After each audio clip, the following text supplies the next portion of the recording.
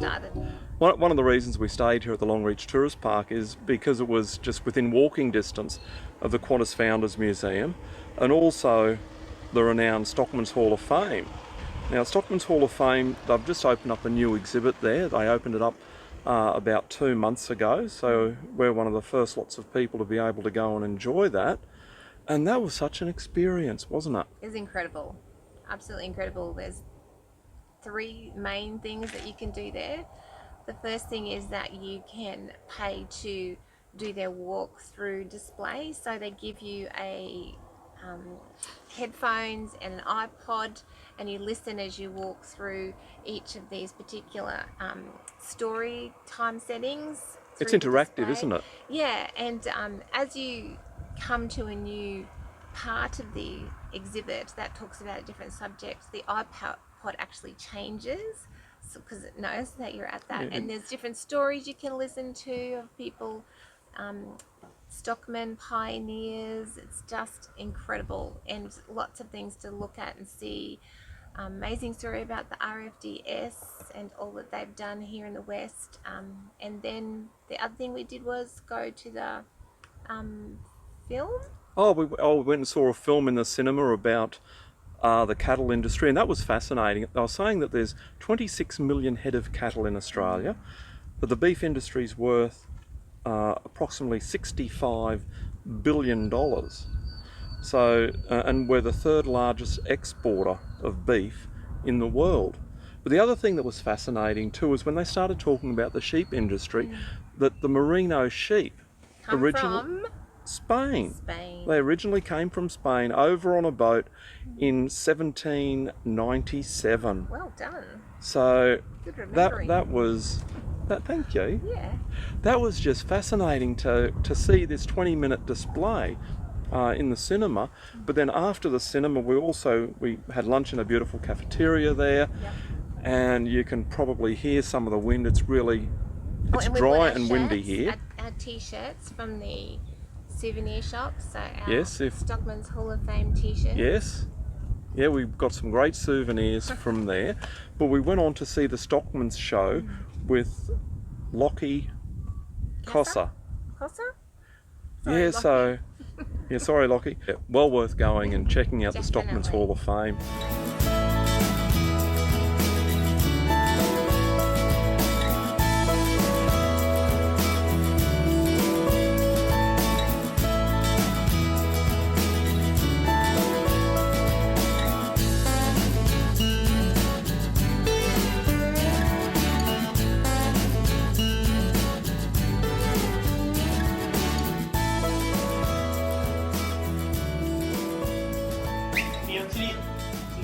Go back. Clear. Go back. Go back. Go back. Push up. Push up. Go back. Go back. Go back. Now as these sheep come out, go back. Go back. Go back. You'll see a line of sheep through them. All the purple tag is the merinos. That's what they would have been shearing around Longreach back in the day, and virtually all over Australia. So the whole and solely job for the merino sheep is to grow wool. Now rumour has it back in 1872, when Gleason's Kelpie came about, rumour has it she was by a dingo. It was taboo to have anything to do with a dingo back then, so it was never really mentioned out loud. But the University of New South Wales actually done a study on the Kelpie dogs as recently as the last 2 or 3 years. And they found a bit of dingo DNA in the Kelpie dog. That's probably why you get that old yellow pup come through. Now down in Casterton every year, they have a show on sale down there and an auction. And the 2021 auction happened about a month ago, and the top dog there smashed the record, making a bit over $35,000 for one Kelpie dog. A hell of a lot of money. But if you work it out over a period of time, you know, you might get 10 or 12 years out of a good dog. They front up fresh every Monday, don't have any RDOs, and you haven't any superannuation either, so it can work out not too bad over a period of time. Now, but just bear with me here, I'll quickly hop on in, just bear back, and riding round just using this pressure and release sort of a system. So, wait, good boy. I'll just hop up. Wait. Hop up here, and then up. No, Ernie, don't you? Oh, no! This is no good. Ernie! Listen, I'm really sorry about this. He's thrown a bit of a spanner in the works here. I'm going to have to change things around here momentarily. Maybe I should work on some trust issues with this horse, might be a good idea. Horses are also a flight animal. and their natural instinct, if they get a fright, is just to take off flat out. When they think they're far enough away from danger, then they'll look back to see where they're running from. So we don't want any danger, we don't take it off anywhere, but I do want to see if you trust me enough to lean this blanket here, or this foreign object as it may be, over the top of him. So see how we go. He looks pretty relaxed, that's a good thing. Okay, here we go, good boy. There we go. Oh, there we go. Good boy. Uh-oh. Oh, I can see what's going on here now. I think Ernie might have had a big night last night. Probably down at that RSL club again, I'd say. Listen, I'm just going to get the whip. I'll get him up. Oh, there we go. As soon as I mention the whip, see up he gets. Well, it's one of the first jobs if you're going out mustering on your horse, or even just going for a ride on your horse. One of your first jobs is to clean your horse's feet out. You don't want any rocks in your horse's feet, that'll cause lameness. Next thing you know, you'll be walking home, and leading your horse along behind you. So I've got my hoof pick here. I'll quickly get the rocks out of his feet, and that'll be one job out of the road. Here we go. Oh no, I've done me back. Oh, this is no good, but I've done me back. Listen, we're going to have to work together on this. If we work together, we'll get these feet cleaned out. So just there, be good boy. There we go. All right, now don't wriggle around. That's it. Now what we're going to do is just pop you up here. Whoop, there we go.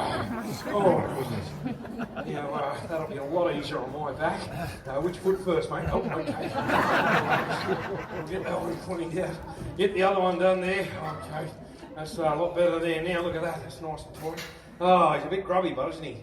Listen, just give me a sec. I'll just quickly grab a brush and I'll give him a quick time. The wife's good broom.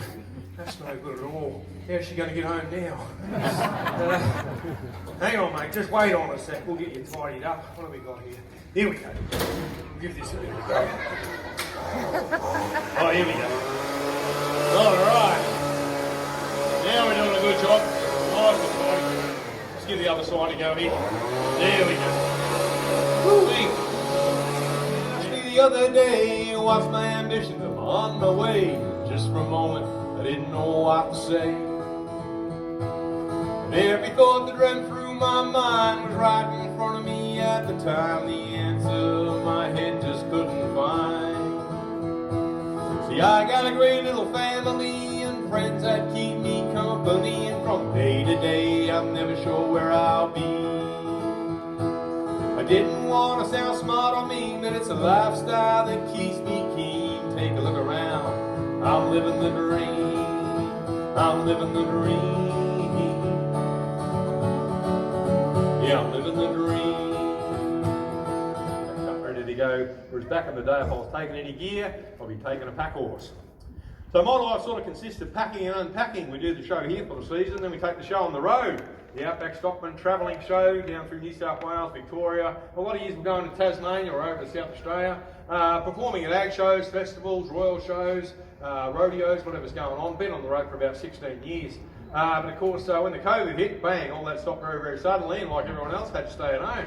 So I had to find something to do, and there wasn't much else for me to do than get back to the old trade of breaking in horses. You know, we grew up breaking in horses down south there. My dad and my brothers breaking horses. So we're out mustering on stations, breaking in station horses, or, breaking in horses back home there. So back in the round yard I had to go. There's a typical size round yard over here we use for breaking in all the horses and handling all the horses too. Little baby foals on their mothers. They'll get a couple of handles in the round yard. And then there's weaners and yearlings, a couple of handles. And of course breaking in as 2.5-year-olds. They'll have their first sort of 3 or 4 rides in the round yard. So I threw myself into it a bit. We broke in a bit over 70 horses in that 12-month period. Mostly thoroughbred horses, that's our bread and butter down south, but a lot of stock horses and quarter horses as well. But of course, it's a great level of breaking in horses. Some take longer than others, and if you start cutting corners, you'll start coming unstuck. This is kind of what happened. Here we go. So I'm back in the round yard where it all began, doing what I do, and I ain't gonna complain. Got a big stock horse standing right in front of me. Back in the round yard, there's no place I'd rather be. So I gird him up pretty tight and he humps around a bit. But he seems pretty quiet, so I think I'll take the sit. It's time to ride him outside, he's been in here all week, and a good laugh won't hurt him down along the creek. Forget about the pride, and I don't know how it happened, but he never set me free. Now we're heading for the blackberries, it was just him and me. Well, 2 things can happen. You can stop or go straight through. The big horse chose a ladder, there was nothing I could do. And the berries made him buck harder, I couldn't win a trick.